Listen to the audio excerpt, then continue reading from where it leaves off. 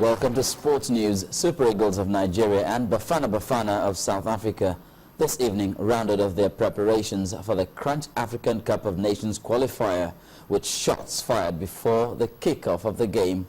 South Africa has never beaten Nigeria in a competitive senior men's game, with both sides recording a goalless draw when they met in Cape Town in September.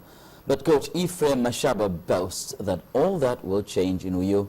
Coach Mashaba also believes the clash against Nigeria is a massive one and that the visitors will not be holding back. Coach Stephen Keshi, however, played down the threat, insisting his side already knows what to expect tomorrow night and losing to Bafana Bafana is not an option. Elsewhere, the World Football Governing Body FIFA has made a criminal complaint to the Swiss Attorney General regarding international transfers of assets during the bidding process of the 2018 and 2022 World Cups.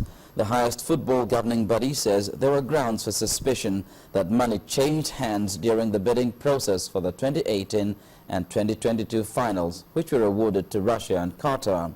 FIFA ethics judge Hans-Joachim Eckert, who published his interpretation of Michael Garcia's findings, was widely criticized after he effectively said Qatar and Russia had no case to answer, but that other federations, including England, had engaged in misconduct. It's still unclear who FIFA has recommended for prosecution or on what grounds, although it does refer to both Garcia's report and Eckert's findings. Now to tennis world. Number 2, Roger Federer's participation in the Davis Cup final against France is still hanging in the balance, as the 17-time Grand Slam champion was missing from today's training because of back problems. Federer is still confident he could be ready for Friday's first singles in Lille, where the final will be played. The 17 Grand Slam winner withdrew from Sunday's ATP World Tour final against world number 1 Novak Djokovic, citing back problems. He leads the Swiss Davis Cup Challenge with world number 4 Stan Wawrinka, while France rely on a cluster of 5 top 30 players to win the competition for the first time since 2001. In golf, Doha has won the bid to host the 2019 World Athletics Championships, becoming the first city from the Middle East to stage the event. The athletics governing body IAAF chose the Qatari capital ahead of Barcelona and the American city of Eugene. Doha triumphed at a secret ballot of the IAAF Council in Monaco, following final presentations by the 3 bidding cities. The championships will take place at the Khalifa Stadium at the end of September to spare competitors the heat. Now in golf world, number 1 Rory McIlroy is on course to finish his season on another winning note after taking the Race to Dubai victory last weekend. The 25-year-old Northern Irishman capped the best season of his career by adding the European Tour's Manolist title last Sunday to his 2 major championship victories. On Thursday, he tees off at the Jumeirah course in Dubai, UAE, as the top 60 golfers in the European Tour battle it out in the season-ending World Tour Championship tournament. And that's it on Sports News. It's back to Sulai with the rest of the news at 10.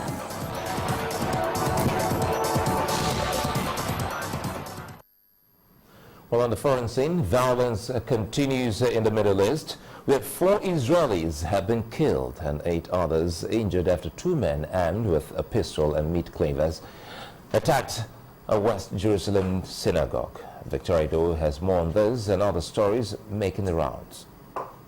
It's a day of bloodbath at the West Jerusalem synagogue. Police say the attackers, who were Palestinians from East Jerusalem, were shot dead. Prime Minister Benjamin Netanyahu blamed incitement by the militant group Hamas in Palestine President Mahmoud Abbas for the attack. Away from the Middle East, Japan's Prime Minister Shinzo Abe has called for an early elections 2 years ahead of the schedule. At a news briefing, he said he will dissolve parliament later this week and will also delay a planned but unpopular increase in sales tax. Mr. Abe was elected 2 years ago with an ambitious plan to revive the economy, but has struggled to do so. In Africa, 4 people have been stabbed to death by rampaging youth in Kenyan city in Mombasa. The attacks comes hours after the police raided 2 mosques accused of having links with militant Islamists in neighboring Somalia. Finally, terror group Al-Qaeda in Islamic Maghreb has posted a video online of a French hostage kidnapped by the jihadists in Mali. The 50-year-old man was kidnapped in November 2011.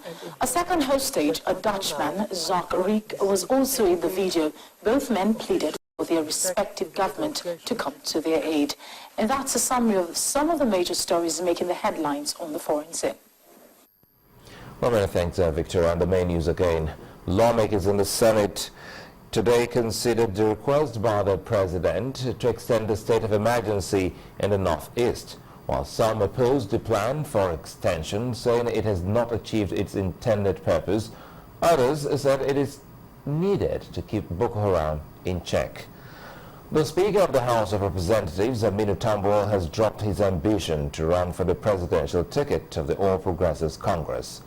And 4 Israelis have been killed as 2 armed men attacked a West Jerusalem synagogue. Well, that's the news at 10 tonight. Many thanks for watching.